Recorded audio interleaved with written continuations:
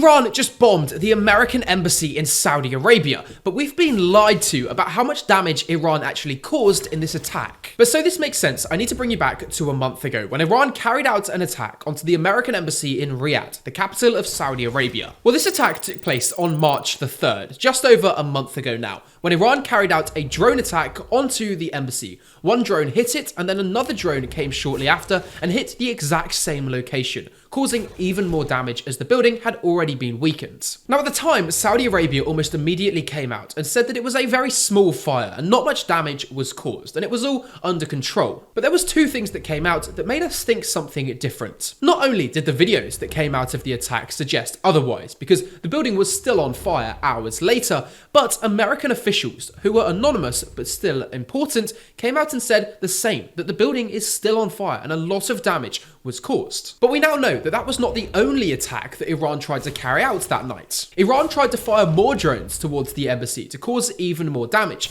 They were shot down and some of that debris landed over a preschool in Saudi Arabia. But one Iranian drone directly tried to target the American ambassador to Saudi Arabia in his home. He was living just hundreds of meters away from the embassy and Iran directly tried to kill him. That would have been the first American official to have been killed in the war. It would have been huge breaking news if it had happened. Luckily, Saudi Arabia downed the drone. They intercepted it. But because we now know that this Iranian attack caused so much damage to Saudi Arabia, Polymarket now predicts there's a 16% chance that Saudi Arabia will carry out a military action against Iran by the end of this month. That is a big chance. And now that we know the extent of the damage to this embassy, we're able to say a few things. The attack took place outside of working hours. Iran likely did that to minimize civilian casualties. But Iran would have been more than capable of carrying it out during working hours. And if that would have happened, it would have been, quote, a mass casualty event. Hundreds of civilians working in the embassy could have been killed by the Iranian attacks. I do want to point something out. The US, on the other hand, carries out strikes during the day, during working hours. 2 days ago, they bombed the biggest bridge in Iran on purpose, killing 8 civilians and injuring 95 more. They could have bombed it at night when there was less traffic, but no, they decided to do it in the day so that the videos of it would look better, because Trump posted it on social media